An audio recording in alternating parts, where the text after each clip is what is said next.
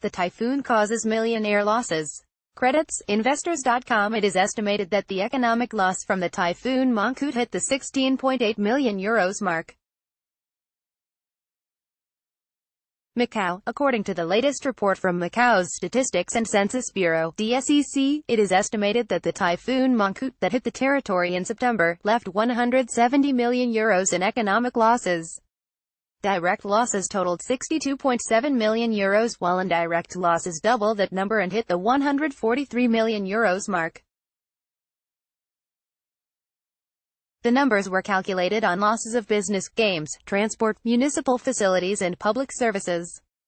DSEC said that information was provided by different government departments and also collected from different sources for analysis and estimations. September saw the closure of 42 casinos across Macau in order to protect casino workers ahead of the typhoon.